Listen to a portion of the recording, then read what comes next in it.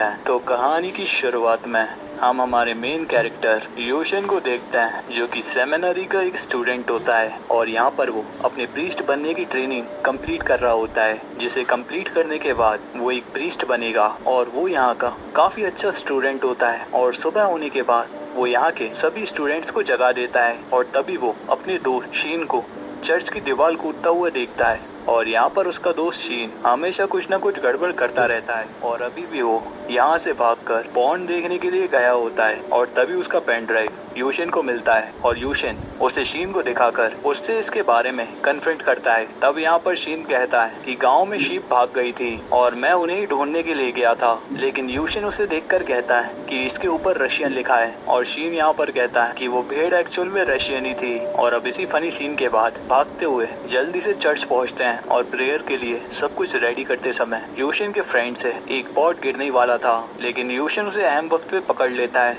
और शीन से कहता है कि ये पॉट काफी ज्यादा वैल्यूएबल है, अगर इसे कुछ हो जाता तो वो लोग तो हमें यहाँ से निकाल ही देते। और इसके बाद हम देखते हैं कि जब ये दोनों प्रेयर के लिए जा रहे होते हैं तब धुएं की वजह से यूशन का दोस्त और उसकी वजह से यूशन का पॉट भी नीचे गिर जाता है। और अब इस गलती की वजह से इन दोनों को पनिशमेंट के तौर पर एक रूरल विलेज में एक दूसरे चर्च में भेज दिया जाता है और अब इस चर्च का सारा काम उन्हें ही संभालना पड़ेगा और अगर उन्होंने यहाँ पर काम ठीक से किया तो ये प्रीस्ट बन सकते हैं। और अब विलेज में आकर यूशन एक जगह आकर डायरेक्शन पूछता है, लेकिन वो जिससे डायरेक्शन पूछता है वो लेडी एक्चुअल में ड्रंक होती है और वो भी इतनी ज्यादा कि वो पानी में दारू मिला रही होती है। और अब कुछ देर बाद यहाँ पर हमारी एक और मेन कैरेक्टर विलेज में आती है जिसका नाम होता है बोंगी। और बोंगी भी चलते चलते थक गई थी और वो काफी ज्यादा प्यासी भी थी, तो इस वजह से वो उस ओल्ड लेडी की बोतल उठाती है और उसे पानी समझकर पीने लगती है। और वो इतनी ज्यादा प्यासी होती है कि वो बिना टेस्ट करे उसे डायरेक्ट पी जाती है। अब वो काफी ज्यादा ड्रंक हो जाती है, लेकिन वैसी हालत में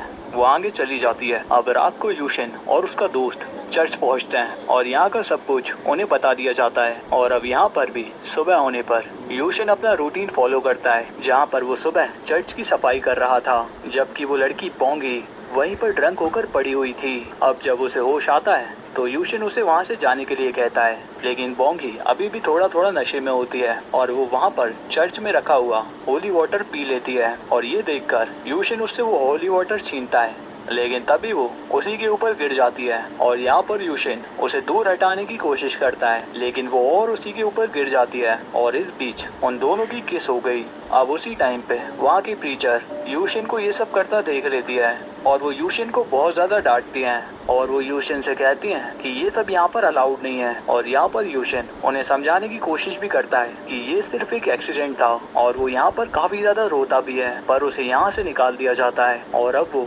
कभी भी प्रीस्ट नहीं बन सकता। अब जब चर्च के फादर को ये बात पता चली तो वो भी उसके ऊपर नाराज थे और बोंगी को भी वो काफी डांटते हैं और वो उससे कहते हैं कि अमेरिका से आखिर तुम यहाँ पर वापस आई क्यों। अब जो कुछ भी यूशन के साथ हुआ था यूशन का ठरकी दोस्त उससे पूछता है, लेकिन यूशन इस बारे में कुछ भी नहीं बोलता। अब अगले दिन बोंगी यहाँ से सिटी के लिए जा रही थी, लेकिन यूशन को कल जो कुछ भी हुआ इसके बारे में उससे बात करनी थी, लेकिन बोंगी के पास उससे बात करने के लिए टाइम नहीं है और बोंगी उससे बिना बात करे वहाँ से आगे चली जाती है। तब यूशन भी उसका पीछा करता है। अब कुछ आगे फाइनली वो उससे बात करती है और वो उससे कहती है कि चलो मेरे साथ टैक्सी में आ जाओ। और यहाँ पर बोंगी को लग रहा था कि यूशन उससे प्यार करता है और शायद वो इसी का कन्फेशन करना चाहता है और पूरे सफर में वही बात करती जा रही होती है और वो यूशन को कुछ भी बोलने नहीं देती। और फाइनली वो उससे कह देती है कि मैं तुम्हारी गर्लफ्रेंड बनने में बिल्कुल भी इंटरेस्टेड नहीं हूँ, मेरा ऑलरेडी एक बॉयफ्रेंड है। अब सिटी में जाकर वो इसी बॉयफ्रेंड से मिलती है और बोंगी और उसका बॉयफ्रेंड जब कैफे में थे तो यूशन भी वहीं पर बैठा हुआ उनकी बातें सुन रहा था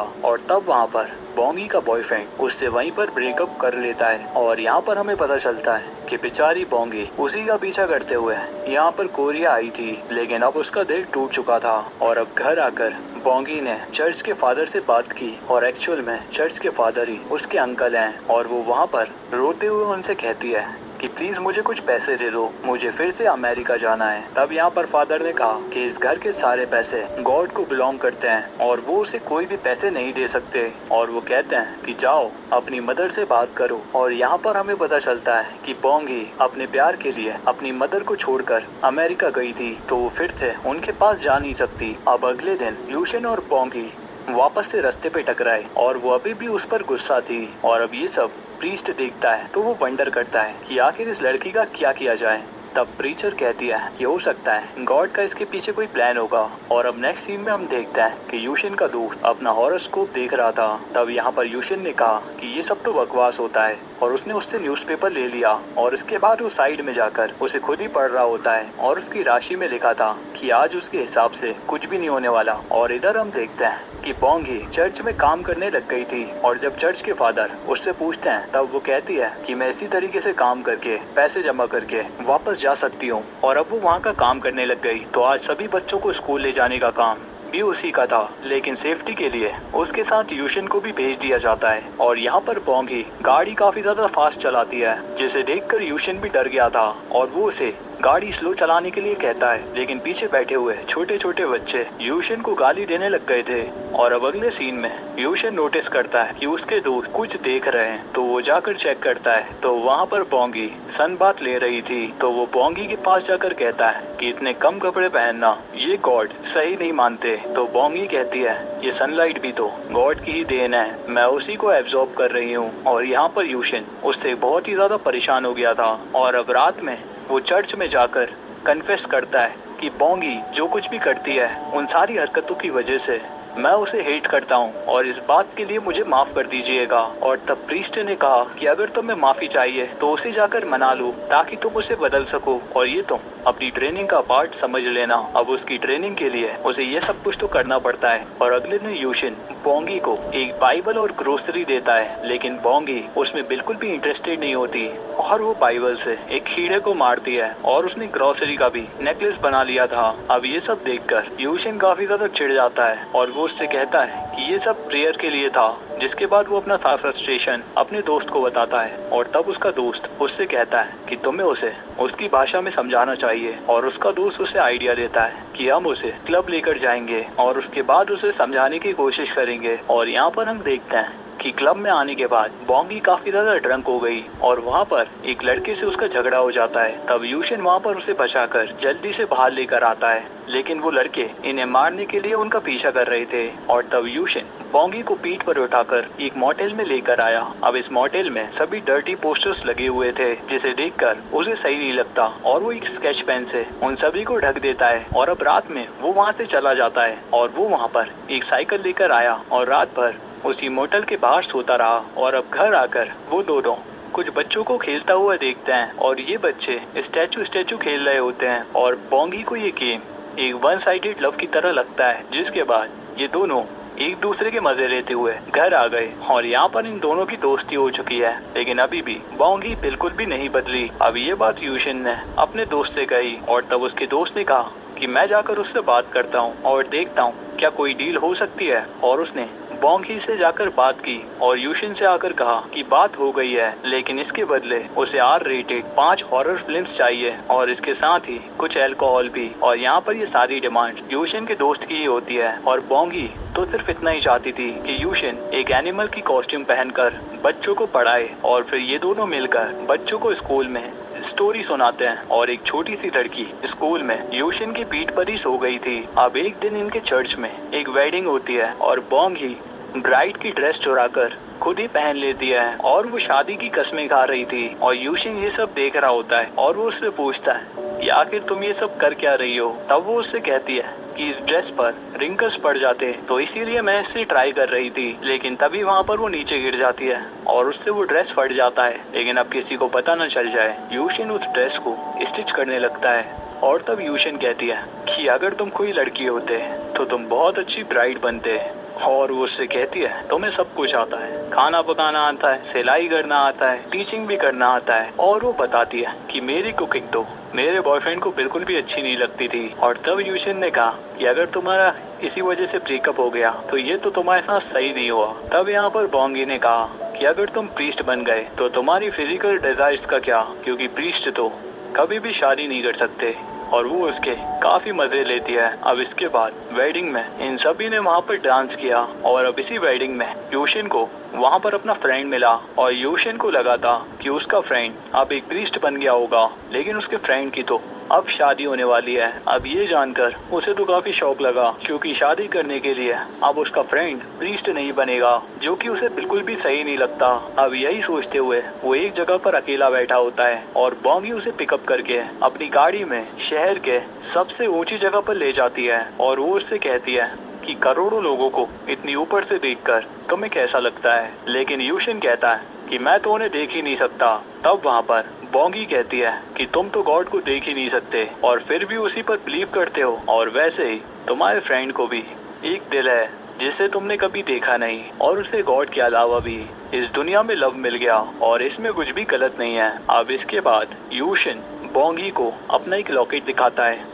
जिसके अंदर भी गॉड की फोटो है, जो कि उसके फादर ने दी होती है, और वो कहता है कि मेरे फादर ने कहा था कि तुम जिसे बहुत ही ज्यादा प्यार करते हो उसकी फोटो इसमें रखना, और तब उसके फादर ने खुद गॉड की फोटो इसमें लगा दी थी। और अब यूशिक का मूड ठीक करने के लिए बॉन्गी उसे घुमाने लाई, लेकिन वहाँ पर वो अपने एक्स बॉयफ्रेंड को देख लेती है और इस बात से वो काफी ज्यादा डिस्टर्ब हो गई थी। और अब घर आते वक्त बारिश शुरू हो जाती है और बीच रास्ते में उनकी गाड़ी भी बंद हो जाती है। अब रोते रोते वो वापस घर जा रही थी और यूशिन उसे समझाता है कि तुम प्यार को फोर्स नहीं कर सकती। तब वहाँ पर बॉन्गी उससे कहती है कि आखिर तुम्हें क्या पता, तुम्हें तो कभी प्यार ही नहीं हुआ। अब घर आने के बाद यूशिक उससे पूछता है कि आखिर तुम उसमें देखती क्या हो, और वो कहती है कि मुझे एक शूज बहुत ही ज्यादा पसंद आए थे और बाद में मैंने उन्हें हर जगह ढूंढने की कोशिश की पर मुझे वो कहीं भी मिले ही नहीं। और उसका बॉयफ्रेंड और वो दोनों ही बेसबॉल गेम खेलने के लिए जाया करते थे, और एक बार इसी गेम पर उसके बॉयफ्रेंड ने उसे उसके वही शूज ला कर दिए, और बॉन्गी को लगता है कि वो उसकी डेस्टिनी थी और उन दोनों को मिलना ही था, क्योंकि वो उसी के साथ अपना सारा टाइम एंजॉय करती थी। लेकिन अब उसने रियलाइज किया है कि हमेशा अपने बॉयफ्रेंड के पीछे भागते रहना ये कोई सही बात नहीं। अब ये दोनों इसके बाद डिनर करते हैं, और डिनर करने से पहले यूशिन हमेशा ड्यू ग्रेटियास बोलता है, और बॉन्गी ने इसके पीछे का रीजन पूछा। तब वो उससे कहता है कि अगर हम हमारा प्यार किसी से पब्लिक में कन्फेस करें तो ये काफी ज्यादा एम्बैरेसिंग हो सकता है, और ये एक बहुत ही प्राइवेट चीज है तो किसी को भी समझ में ना आए, तो इसी वजह से वो गॉड को ड्यू ग्रेटियास कहता है। इसका मतलब है वो उनसे बहुत ही ज्यादा प्यार करता है। अब अगले दिन बॉन्गी को अच्छा फील करवाने के लिए यूशिन उसे बेसबॉल मैच में ले गया, और यहाँ पर उसने बॉन्गी के एक्स बॉयफ्रेंड को भी बुलाया हुआ था ताकि वो अच्छे से वहाँ पर एंजॉय कर सके। अब कल रात बारिश में बॉन्गी के सैंडल टूट गए थे, जिसे घर आकर यूशिन ने ठीक कर दिया। अब ये देखकर बॉन्गी उसके पास आती है और वो उससे कहती है कि अब मुझे सैंडल्स पसंद नहीं, ये उसके बॉयफ्रेंड ने उसे दिए थे, और अब वो उससे मूव ऑन कर रही है। और वो कहती है कि अब वो बदलने के लिए तैयार है, और यूशिक को भी ये सुनकर काफी अच्छा लगा। और अब गॉड की शरण में आने के लिए और बैप्टाइज होने के लिए यूशिन उसे सारे रूल्स समझा रहा था, और तब वो पढ़ते पढ़ते ही सो गई, और तब उसकी आंखों पर उसके कुछ बाल आ गए थे, और यूशिन ये देखकर उन्हें पीछे टक कर देता है। अब अगले दिन हम देखते हैं कि बॉन्गी और एक चर्च की स्टूडेंट आपस में बात कर रहे थे, और इस स्टूडेंट ने कहा कि मैं एक लड़के से प्यार करती हूँ पर उसे कन्फेस नहीं कर पाती, और फिर उसे लव लेटर लिखने में बॉन्गी उसकी हेल्प करती है। अब आज जब यूशिन सिटी में था तो उसने वहाँ पर एक सैंडल देखी, और ये वो बॉन्गी के लिए खरीद लेता है, और यही देने के लिए वो उसके पास जाता है। लेकिन बॉन्गी का बॉयफ्रेंड वहाँ पर उसके साथ था, और वो वहाँ पर उससे कह रहा था कि वो उसे माफ कर दे और वो फिर से उसके साथ अमेरिका चले। अब ये सब सुनकर यूशिक वहाँ से चला जाता है, और अब रात को बॉन्गी यूशिक के पास आती है और वो उससे कहती है कि क्या तुम्हें लगता है कि मुझे मेरे बॉयफ्रेंड के पास वापस चले जाना चाहिए। तब यूशिन ने कहा कि मुझे इन सब के बारे में ज्यादा कुछ पता नहीं, और वैसे ही उसका यहाँ पर दिल टूट चुका था। अब अगले दिन जब ये दोनों हैंग आउट कर रहे होते हैं तो बॉन्गी उससे पूछती है कि तुम मुझे प्रैक्टिस के लिए बैप्टाइज कर सकते हो, क्योंकि कल उसका एक्चुअल बैप्टिज्म है, तो वो पहले यूशिक के हाथ से बैप्टाइज होना चाहती थी। अब ये सब करके जब यूशिन वहाँ से जा रहा होता है तब बॉन्गी उसे स्टैचू कर देती है और उससे कहती है यहाँ से हिलना मत, कल मैं अपने बॉयफ्रेंड के साथ यहाँ से अमेरिका जाने वाली हूँ, तो क्या तुम मेरे जाने से पहले मुझसे कुछ कहना चाहते हो, क्या तुम मुझे लाइक करते हो। लेकिन यूशिन इस पर कुछ भी नहीं बोलता, और यहाँ पर हम देखते हैं कि वो रात में अकेला ही रो रहा होता है, और जहाँ पर ये दोनों हर रोज हैंग आउट करा करते थे वहीं पर बॉन्गी भी अकेली बैठी होती है, और यहाँ पर वो देखती है कि यूशिन ने लिखा होता है कि प्लीज मेरा दिल मत चुराना। अब वही लड़की जिसे बोंगी ने लेटर लिखने में हेल्प की थी, वो यूशिन के आगे बैठी थी और ये वो लेटर यूशिन को दिखाती है और इसके नीचे ड्यूक रेटियास लिखा होता है और यूशिन इसके बारे में उससे पूछता है और इस लड़की ने यहाँ पर कहा कि बोंगी ने तुम्हें देखकर ये कहा था और यूशिक को यहाँ पर पता चल गया कि बोंगी भी उससे काफी प्यार करती है। लेकिन अब इसके बाद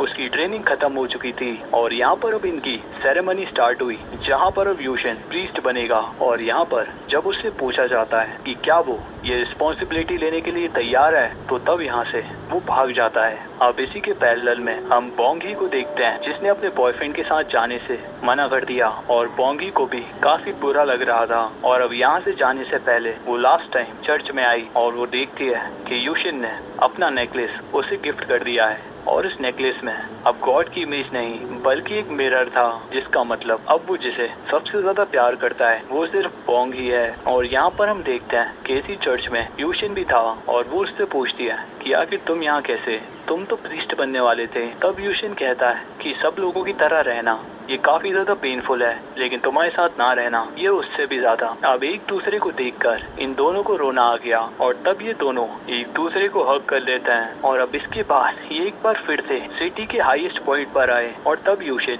गॉड से कहता है कि मैं आपको कभी भूलूंगा नहीं और ये फर्क नहीं पड़ता कि मैं किसके साथ हूँ, मैं हमेशा आपको प्यार करता रहूंगा। और वो प्यार के लिए गॉड को भी पूरी तरीके से नहीं छोड़ देगा। और फिर ये दोनों एक दूसरे के प्यार में अपने जिंदगी का सफर स्टार्ट करते हैं और इसी के साथ ये कहानी यहीं पर खत्म हो जाती है। तो कैसी लगी ये कहानी कमेंट में जरूर बताना। मैं मिलता हूँ आपसे एक और नई कहानी के साथ, तब तक के लिए गुड बाय।